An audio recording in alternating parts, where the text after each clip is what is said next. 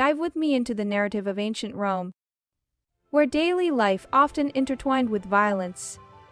Greetings everyone, I'm Chris. Today we're diving deep into the intriguing sexual culture of ancient Rome. An empire vast and influential, its legacy is still felt today.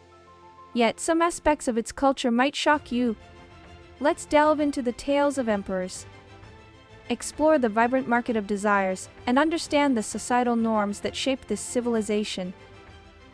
If you find this video interesting, please support us by hitting the like button. Now let's get started. First, let's explore the individuals responsible for propagating the open sexual culture of ancient Rome.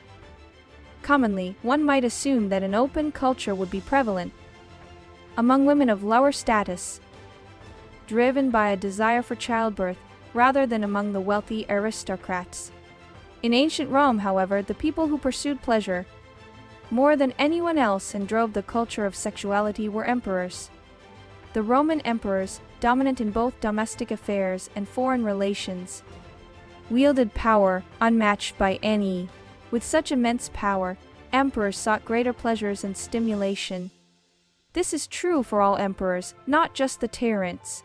While emperors like Caligula and Nero were known for their indulgences, taking other men's wives and condemning innocents.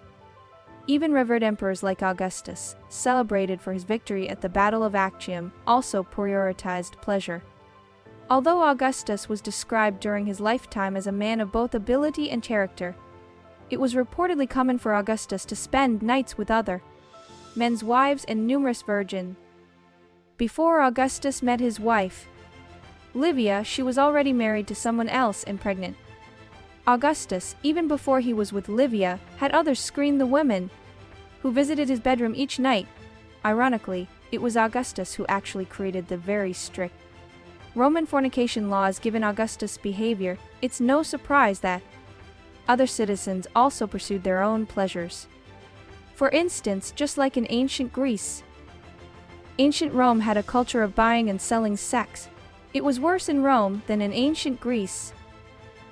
A great many people were involved in the sex trade. If there were a lot of people involved, it meant that the market was big. There were many different types and methods. What is more surprising than the fact that so many Roman citizens were involved in the sex trade is that it was done without regard to time or place. Of course, there were places to buy and sell sex in Rome, such as downtown shopping districts. But most of the transactions took place in completely unexpected places. Ancient Rome, not surprisingly, had a fairly well-developed bath culture. The reason for the development of the bath culture was to distinguish between barbarians and foreigners. The Romans, with their highly developed civilization, wanted to distinguish themselves from the barbarian civilization. They saw the bath as the best way to distinguish themselves from the barbarians and civilized people. Moreover, the Roman bath culture quickly became popular and spread throughout the empire. Over time, the culture of the baths evolved, transforming into hubs where people indulged in exercise and massage. It became more than just a place to take a bath. It became a place to enjoy a variety of services. However, there was one characteristic point, and that was that it was possible to have a relationship with someone as long as they wanted something other than a service like a massage. People who wanted to satisfy their needs in public bathhouses began to appear, meaning that while demand arose, supply also began to spontaneously arise. It is hard to imagine now, but it could be said that it was because they were so open. Moreover, the two businesses were later recognized as one. In other words, going to a public bathhouse became no different than having a relationship. The most common transactions took place in public bathhouses. Not that they were the only places to have a relationship. One of the most active markets, as active as the public baths, is the theater. Most plays performed in ancient Roman theaters were adult plays about relationships. The primary audience was also male. While watching a play, the audience could engage in personal pleasures alone, but they also had the option to choose an actress for companionship.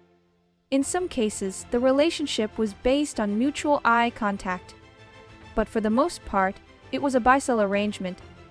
Because of the variety of places and people engaged, the language used to refer to women varied as well. Women who seduced men by standing unclothed at building entrances or in busy areas were termed dolls. Those known to allure men by mimicking wolf cries, a unique method rooted in ancient traditions, were called rupapa. The terminology changed depending on the location. Women who traded in drinking establishments were called bratida, and women who massaged in public bathhouses and also traded were called felletrix. Spadas and thrasias were terms for those who offered intimate services to men who had undergone castration, a practice with its own significance in ancient Rome. What these women had in common was that they belonged to a lower social class. This means that sex differentiation in ancient Rome was closely related to class. However, while in Greece people's allies differed according to ability and appearance, in ancient Rome the standard was class. People of lower classes, even men, had to be freemen to do business with them. The lowest class of slaves had to give themselves to their masters as soon as they wished to do so. Only men who belonged to the freedman class could take the initiative with whom they wished. Free men could have a relationship when they wanted to, and they held a dominant position. No one could harm the bodies of men who fell under the category of inhabitants, and if they were sexually exploited, it was punishable by death. If the perpetrator was a free man, he was exempt from the death sentence, highlighting the societal privileges of free men. Now that we have told you about the privileges of the freed men, what about the freed women? Women who became freemen were protected from coercive relationships, but were severely punished for adultery. Such a system was solely intended to protect the property of the resident men. Simply put, if a woman married a freeman, she was treated as if she were his property. Ancient Greece and ancient Rome are very similar in that women had very few human rights. Ancient Rome, like Greece, was a male-centered society. Yet, while Greece was free in its sexuality for both men and women, Rome was much stricter on women. Homosexuality between men was allowed, but not between women. While ancient Roman culture emphasized pleasure, there were taboos. Of course, compared to ancient Greece, it was a different story. At its mildest, it was seen as a taboo. At its worst, a clear violation of human rights.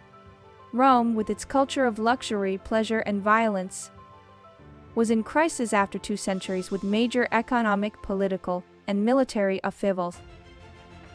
Rome, with its intense focus on hedonism, began to see its decline. Looking at history, open culture has always thrived in times of affluence and cultural development, when it was easy to feel a sense of purpose in life. From this point of view, I believe that this age in which we live is also an age in which it is very easy to feel a sense of purpose in life. This concludes our exploration of ancient Rome, a civilization where the pursuit of pleasure influenced both life and societal norms. Thank you for watching. Don't forget to like, comment, and subscribe for more insightful content. Take care and see you in the next video. Goodbye!